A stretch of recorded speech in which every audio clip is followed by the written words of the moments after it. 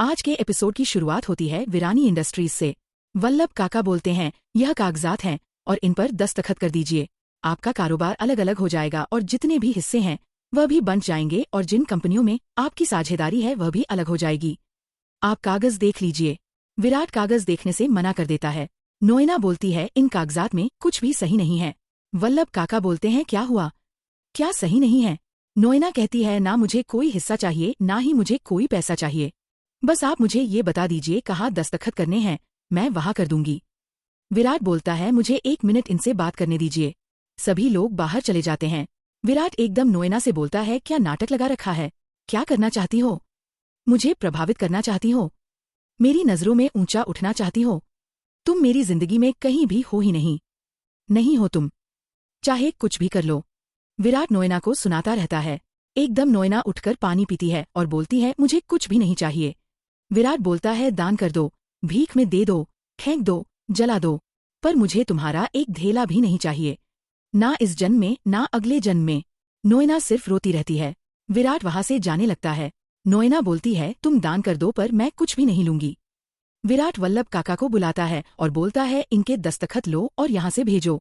वल्लभ काका बोलते हैं, लेकिन साहब। विराट गुस्से में बोलता है, वृद्धाश्रम में दान कर दो सब कुछ, पर मुझे इनका कुछ भी नहीं लेना। नोएना रोती रह जाती है। दूसरी तरफ देवांश सावित्री के कमरे में सुई धागा ढूंढ रहा होता है क्योंकि उसके कोट का बटन टूट जाता है। वह जैसे ही अलमारी खोलता है उसे वहाँ एक एल्बम दिखाई देती है। उसमें देवांश के बचपन की तस्वीरें होती हैं जो सावित्री ने सहेज कर रखी हुई होती हैं। देवांश उन्हें देखता है और भावुक हो जाता है। तभी वहाँ शोभना आती है और उसे बताती है कि माँ सबसे ज्यादा प्यार आपसे करती हैं। हम लोगों को तो थोड़ा बहुत हिस्से में मिल जाता था। देवांश को एहसास होता है कि सावित्री उसे कितना प्यार करती है। शोभना उसका बटन लगाती है और बोलती है, मैं लगाती हूँ, जल्दी से आपका बटन। देवांश पूछता है, माँ कहाँ गई हैं? शोभना बताती है कि माँ अंजार गई हुई हैं और वहाँ से सूरज जाएंगी घर को वापस लाने के लिए। देवांश बोलता है, घर को वापस लाने के लिए मतलब? शोभना बताती है कि घर कई सालों से गिरवी रखा हुआ था, उसे वापस लेकर ही माँ यहाँ वापस आएंगी। देवांश पूछता है, क्या माँ को अदालत के बारे में पता है? शोभना बताती है, पापा ने मना किया है, माँ वहाँ टेंशन में आ जाएंगी इसलिए उन्हें कुछ भी नहीं बताया है। लेकिन माँ बहुत परेशान हो जाएंगी जब उन्हें यहाँ तिम्मी नहीं दिखेगी। माँ इस परिवार को पहले जैसे एक साथ रखना चाहती हैं, लेकिन यह परिवार तब जुड़ेगा जब आप और दामिनी भाभी और नकुल सब सुखधाम में आकर रहेंगे। देवांश बोलता है, मेरा परिवार बहुत समय बाद मेरे साथ रहने के लिए आया है और मैं उनके साथ वक्त बिताना चाहता हूँ। वह मेरे साथ रहने आए, यही मेरे लिए बहुत बड़ी बात है। लेकिन अभी सुखधाम तो कोई नहीं आ पाएगा, नामुमकिन है। शोभना बोलती है, कोई बात नहीं, वह वक्त भी जरूर आएगा।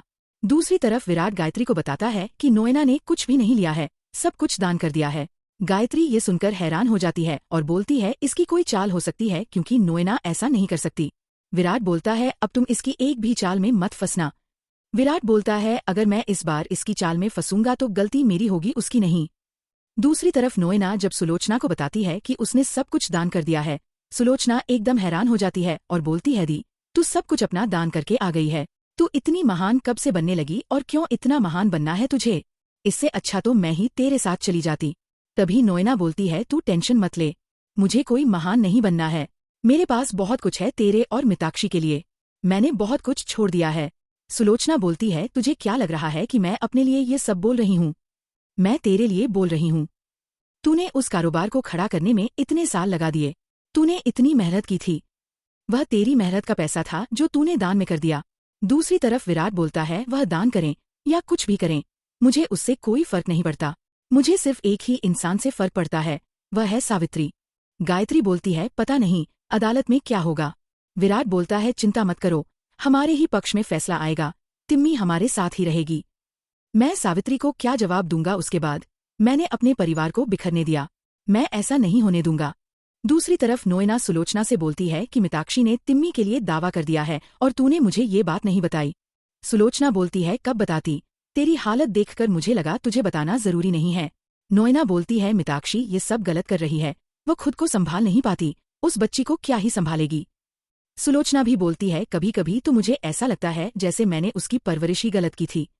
नोएना बोलती है, जो भी है, लेकिन ना तो अदालत जाएगी और ना ही मैं उसका साथ दूंगी इन सब चीजों में। दूसरी तरफ अदालत में सुनवाई होती है। मिताक्षी का वकील कहता है कि मेरी मुवक्किल को अपनी बेटी की पूरी कस्टडी चाहिए क्योंकि वह 5 साल की है और उसे माँ की जरूरत है। दूसरी तरफ देवांश बोलता है, बिल्कुल सही है, बेटी 5 साल की है, लेकिन उसे माँ की जरूरत है, यह अभी तय नहीं हुआ है। तभी देवांश मिताक्षी से बहुत सारे सवाल करता है और सारी बातें एक एक करके उसकी खोल कर रख देता है। किस तरीके से उसने अपनी बेटी को अपना दूध भी नहीं पिलाया था अपने फिगर के चक्कर में, और वह 9 महीने बाद थाईलैंड घूमने चली गई थी अपनी बेटी को छोड़कर। उसके बाद जब वह देहरादून चली गई थी तिम्मी को स्कूल में छोड़कर, ये बात भी अदालत के सामने देवांश बताता है। मिताक्षी कोई ढंग का जवाब नहीं दे पाती। अदालत फैसला रोक देती है, कोई निर्णय नहीं सुनाती। दूसरी तरफ देवांश, विराट और रोहन बात करते हैं। देवांश बोलता है, पहले मैंने गलती की थी, गरिमा की कस्टडी रणविजय को दिलाकर, लेकिन इस बार मैं वह गलती नहीं करना चाहता।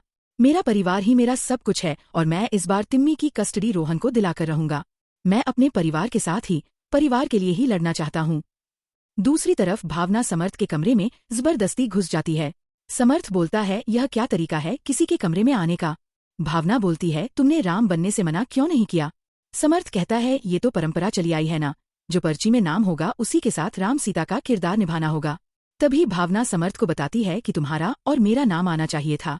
भावना यह भी बताती है कि मैंने सारी पर्चियों में समर्थ का और अपना नाम लिखा हुआ था। तभी समर्थ ये देखकर एकदम हैरान हो जाता है और बोलता है, तुमने ये सब क्यों किया। भावना बताती है, क्योंकि मैं तुम्हारी सीता बनना चाहती थी। समर्थ एकदम टेंशन में आ जाता है कि भावना का बर्ताव कहीं और ही जा रहा है। समर्थ नेहा से मिलने के लिए उसके घर जाता है। वह सो रही होती है। वह खिड़की से अंदर आता है, उसे भावना के बारे में सब कुछ बताता है। नेहा समर्थ पर मजाक में शक करने लग जाती है और बहुत कुछ बोलती है। समर्थ परेशान होता है और कहता है, मैं वापस जा रहा हूँ, मुझे यहाँ काम नहीं करना है। तभी नेहा कहती है, मैं मजाक कर रही थी। ऊपर से समर्थ भी नेहा के साथ मजाक करने लग जाता है और दोनों आपस में बातें करते हैं कि उन्हें कहीं ना कहीं कर्मचारियों और मैनेजमेंट में किसी पर शक है जिसने ये सब किया। नेहा के नाम की पर्ची किसने डाली और क्यों डाली, यह वह नहीं समझ पाते। अगले दिन रामनवमी की तैयारी शुरू होती है। समर्थ राम बनता है और नेहा सीता बनती है। सब कुछ अच्छे से हो रहा होता है। समर्थ और नेहा रथ में बैठे हुए होते हैं। तभी वहां भावना उन्हें साथ में देखकर खुश नहीं होती। विक्रम बोलता है, यहाँ सब झांकी में व्यस्त हैं, हमें अपना काम करना चाहिए।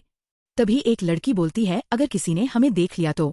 विक्रम बोलता है, सबको यह पता है कि हम इस झांकी में हैं यहाँ पर, इसलिए अभी हमें निकलकर अपना काम करना चाहिए। अंदर कैसे जाएंगे।